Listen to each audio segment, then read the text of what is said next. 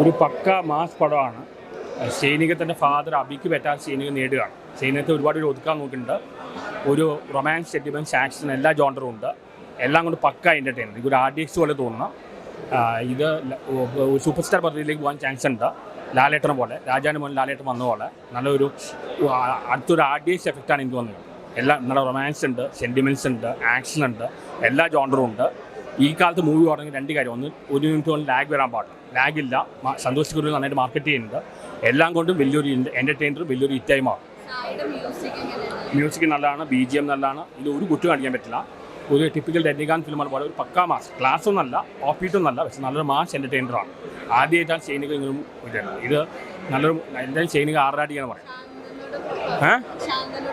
മറ്റേ ഭാഗ്യരാജ് മകൻ, പിന്നെ പൂർണ്ണിമ ചെത്ത എല്ലാവരും തന്നെ പെർഫോം ചെയ്യുന്നുണ്ട്. ഒരു ലാഗ് ഒട്ടും ഇല്ല. എല്ലാം കൊണ്ട് നല്ലൊരു എൻ്റർടൈനറാണ്. ഉണ്ടാവുകയായിരിക്കും. ബൾട്ടി മൂവി കണ്ടിട്ടുണ്ടായിരുന്നു. നല്ലൊരു ആക്ഷൻ സിനിമയാണ്.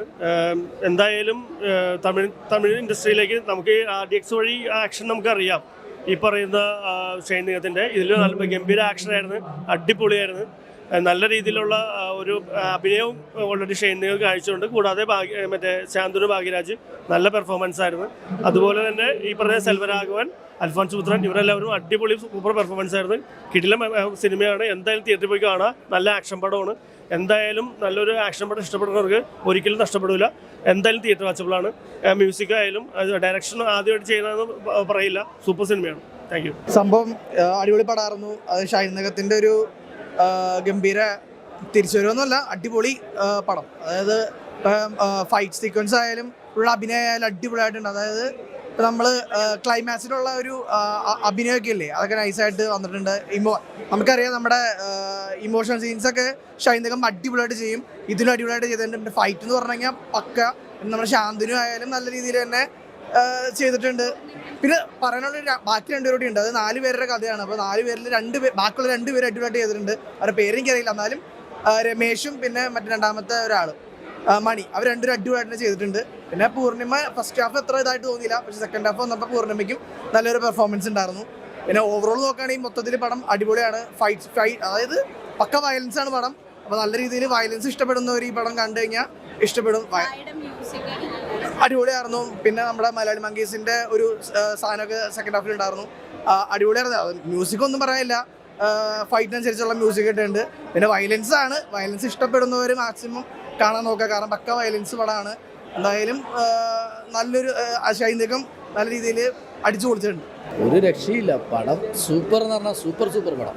ഫൈറ്റും ഒരു പക്ക റിയലിസ്റ്റിക് സ്റ്റോറി അങ്ങനെ കാണുന്നത് ആ ലെവലിലാണ് പടം.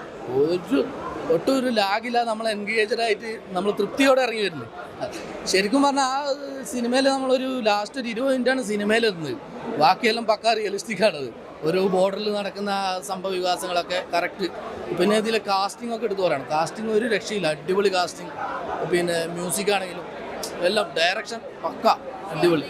സൈനികം വേറെ ലെവൽ. ആ പഞ്ചിങ് ഒരു എനിക്ക് തോന്നുന്ന മറ്റേ RDXൻ്റെ മുകളിൽ കുറച്ചുകൂടെ വെക്കാം. ആ ലെവലിലാണ് സൈനികൻ്റെ ഫൈറ്റ്. ബാക്കി എല്ലാം കൊണ്ടും സൂപ്പർ മൂവി. അടിപൊളി. നന്നായിരുന്നു. Very good. അടിപൊളി.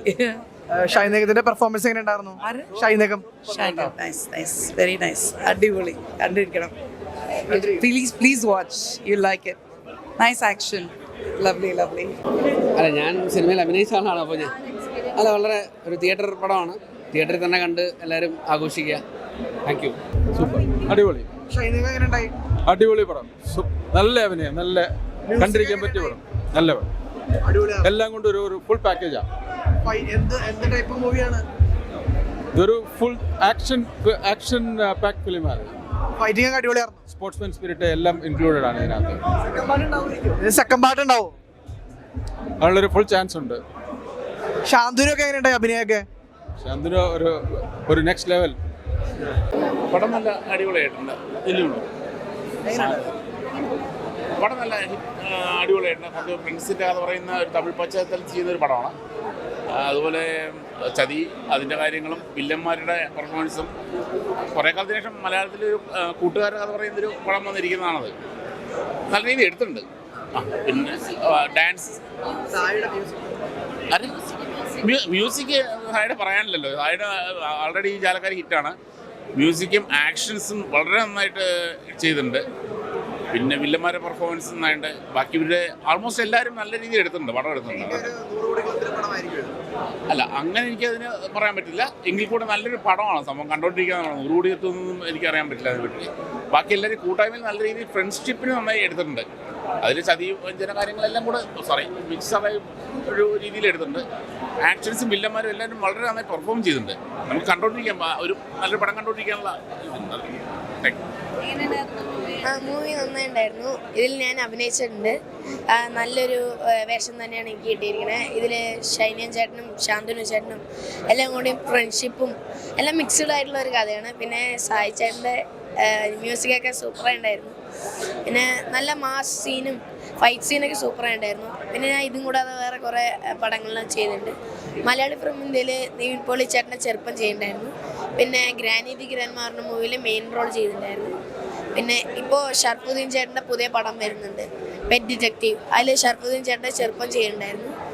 അപ്പോൾ പടം മൊത്തത്തിൽ സൂപ്പറാണ്. Thank you. ആദ്യത്തെ സിനിമയിൽ തന്നെ ലീഡ് റോളായിട്ട് നല്ലൊരു പെർഫോമൻസ് കാഴ്ചവെക്കാനായിട്ട് ജെക്സന് 100% സാധിച്ചു എന്നാണ് ഞാൻ വിശ്വസിക്കുന്നത്.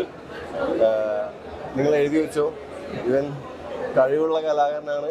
ഇവൻ ഇനിയും ഒരുപാട് നല്ല നല്ല സിനിമകളിൽ ഇവനെ മുഖം കാണാൻ പറ്റും. അപ്പോൾ സിനിമ എങ്ങനെയുണ്ടെന്ന് പ്രേക്ഷകർ പറയട്ടെ. എന്താ പറയാ, നല്ലൊരു എക്സ്പീരിയൻസ് ആയിരുന്നു. ഫസ്റ്റ് പടമാണ് എൻ്റെ. അപ്പോൾ ഇങ്ങനെ ഒരു ചാൻസ് കിട്ടുമെന്ന് പ്രതീക്ഷിച്ചു. എന്നാലും ഇത്ര വലിയ എക്സ്പീരിയൻസ്ഡ് ആയിട്ടുള്ള ആൾക്കാരോടൊക്കെ ഷെയ്ൻ ചേട്ടൻ്റെ പെർഫോമൻസ് കണ്ടില്ലേ, രക്ഷയില്ല. അതെ, ഫ്രണ്ട്ഷിപ്പിൻ്റെ ഒരു കഥയാണ്. ഫസ്റ്റ് ഹാഫ് ഫുള്ള് അങ്ങനെ ഒരു, പിന്നെയാണ് അതിന് വേറെ പരിപാടി. 4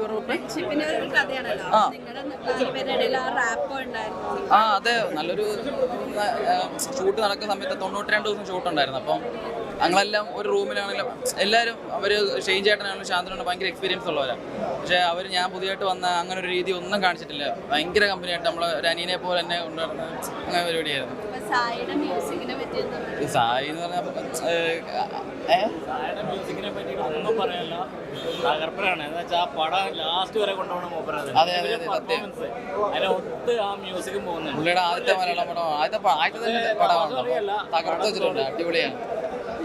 സൂപ്പറായിട്ടുണ്ട് എല്ലാവരും. സത്യം പറയാലോ, ഒരുപാട് സന്തോഷമായി. ഷൈനൊക്കെ ഈ ഇതിലിങ്ങോട്ട് തിരിച്ചു വരിക എന്ന് പറയുന്നത് അതിനൊരു വലിയ ഭാഗ്യമാണ്. എന്താ നന്നായിട്ടുണ്ട്. ലാസ്റ്റ് ഞങ്ങൾക്ക് കുറച്ച് സങ്കടമായി. അത് പറയാൻ പാടില്ല, അത് പറഞ്ഞ അതിൻ്റെ പോയി. എല്ലാവരും തിയേറ്ററിൽ മസ്റ്റ് വാച്ചിങ്. മൂവി തിയേറ്ററിൽ തന്നെ കാണുക. ആരുടെയും എന്ത് വാക്ക് കേട്ടിട്ട് അങ്ങനെ കാണുക. അത്ര എല്ലാവരും നന്നാണ്. ഒരേ പുളി. നമ്മള് വെറുതെ പറയില്ല, ലോകം 300 കോടി അത്രയൊന്നും ഇല്ലെങ്കിൽ ഇത് ഒരു 400 കോടി ലെവലുണ്ടാവും.